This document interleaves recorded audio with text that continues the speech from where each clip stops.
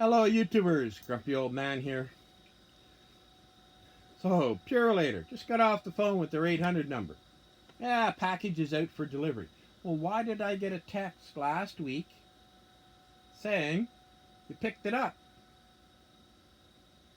So, let me show you how well you can read this. Wednesday last week. Picked it up.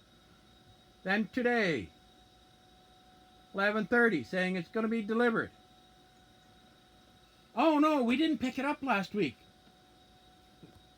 Just the ticket was created. Well, if the ticket was created, why am I getting a text saying you picked it up last week? Why bother sending me the text saying you picked it up? You're lying to me. Situation normal. Got a text 11:30 today. Does that mean they picked it up at 11:30 from Canadian Tire? Yeah, that's what it means. Okay, so he may not get to me today because he's got to do his run. Oh, he's still out on the road doing deliveries. And it's now 10 to 6. I placed my call to them at 5. So it took me 50 minutes on the phone talking to 2 different people to get that resolved. It's not resolved. It's out for delivery. Might get it today, might get it tomorrow. Can't make any promises. We don't know why, And they said, oh, Canadian Tire this and Canadian Tire that. I said, Canadian Tire didn't send me the text. Purolator sent me the text last week. So why are they sending me a text last week and then not picking it up for a couple of days? Ticket was generated Wednesday. Driver couldn't pick it up Thursday. Who knows? Who knows? Nobody knows. They're saying, I'm just going to look at the calendar. Ticket was generated on the 7th. It's Tuesday. Yeah. Well, a few minutes after midnight, I'm getting a text saying you've got my package on the 8th. So you send the driver around on the 8th when he's out doing his run? Or the 9th? That's Wednesday or Thursday? Pick up the package. Why not? Doesn't pick it up till today, the 14th. Because it wasn't scheduled to be picked up from Canadian Tire till after the long weekend. Yes, they created the ticket, but the ticket says you can't pick it up until it arrives at the store. It's not at the store yet. Purolator, right hand doesn't know what the left hand's doing. Really comes down to, where's my package? In the truck. Where's the truck? Out doing deliveries. Well, why you bother sending me texts you're going to deliver it? Yeah, maybe in your own good time you'll get around to delivering it. So the supervisor says nothing can be done about it, short of, I will make a note here to, express your concerns. You can't go further up the food chain and say, hey, who's in charge of this crap?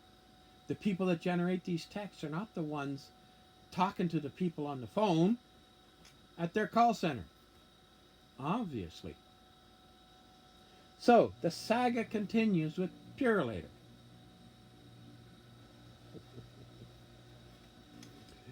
It's a good thing whatever I need isn't an essential product, like toilet paper. I got that from Canadian Tire today. Grocery store. Well, don't get me started on the grocery. Yeah, maybe I'll do a separate one on that. Next one. Tell you all about the saga of the grocery, because I went into Perth. Well, why don't I just tell you now? We're done with Purolator. I'll just keep talking to you while I got you on instead of making another video. What? Should I just go ahead and make another video? No. Drove into Perth because I ordered stuff from Canadian Tire over the phone. Going to go pick it up because I'm tired of waiting for Purolator to take their good time to deliver. You got it in stock, I'll come and get it now. Because the last time I ordered it and said Purolator, half of what I ordered didn't show up because by the time they picked it, it wasn't in the store. So I swung by the grocery store first to get a couple of cases of pop. That's it. That's all I want. pull into the permit parking because I have a permit sticker on my vehicle. Get out of the truck. I'm walking to the door. Security guard says, "You got to go join the line down there." I look down the length of it. It's 60 feet long with people 6 feet apart. I said, "No, I'm an old man with a bad back, with a cane, in handicap parking. This permitted parking. It's not handicap. It's permit parking only. Not going to happen." I hop in the truck and drive over to Canadian Tire. They load my truck up with everything I needed. Got some pellets for the stove. I got some Rubbermaids for packing. Got the trailer lights to put on the camper so it can be hauled down the road. I pull over after that and I call the store. Takes a while to get through. Yeah, everybody's having trouble answering the phones. And I say, "I'm a person with a disability, and I park in the permitted spot." And I pulled in there, and young security guard at the front gate said, "You have to go stand in the line."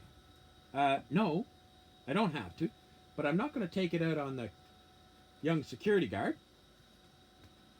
He's just doing what he's been told.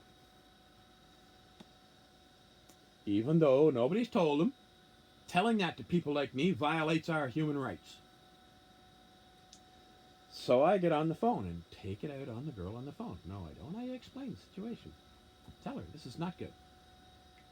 "No problem." By the time I get to the store, she's walking out with my 2 cases of pop. "Thank you very much. Stay safe." And somebody somewhere should have a conversation with that young lad at the security counter. Say, he can't say that to people who park in those spots. We are disabled and we have the right to walk in, not to stand in friggin' line, or we are the next. And just as when I was leaving the first time and pulling out of my parking spot, there was an old lady with a walker. She must have been in her 80s. Older gentleman with her, wearing a mask. He was same age, walking with a cane. And I said to him, "Did they make you get in line?" And they said, "Yep." That's not right. That is not right, and it is not even legal. Yes, we have emergency powers, but that does not mean you can violate the human rights of people with a disability. It's bad enough our premier for you in the States, that would be the leader of the province. Governor, I guess, would be the closest title. Correct me if I'm wrong, people. Governor of the state, our premier, they have come out with a eugenics plan for people with disabilities who get COVID. You're not going to get treated for the COVID or your underlying problems depending on how severe it is. Well, who chooses how severe it is? The politicians. It's like the criteria for getting, let me just move this thing before it gets bounced. The criteria for getting a transplant for an organ. It's an international criteria. And that's what we use in this province. You cannot get bumped to the top of the list because you've got money. You cannot buy a transplant in Ontario or Quebec or anywhere else in Canada. If you're donating, it can't be sold to somebody who needs the transplant. There is a process. If it's a family member and you want to give them a kidney or a piece of your liver or something, that you can go through. You can just make it a general anonymous donation too, and they will team you up with a good match and take your organ. Thank you very much. But to come up with a eugenics plan that says, well, depending on how severe your disability is, or depending on our mood of the day, you're not going to get treated for COVID. Yeah, that's not going to work. It's not going to fly. Damn fascists. Yeah, I'm a little pissed. I'm pissed at the government. I'm pissed at Purolator. I'm so glad I don't have to pay for health care in this country. And the plague is spreading, but we are flattening the curve. We'll know in another week. That's when the real results will show. And beepity beepity beepity. I hear a beepity beepity beepity. So that makes me think that somebody has contacted the driver. And there's my Purolator. Alrighty. Oh, and you can't see me because it's too friggin' bright. It's a nice sunny day. So, maybe somebody made a call and that driver came through to me. Take care.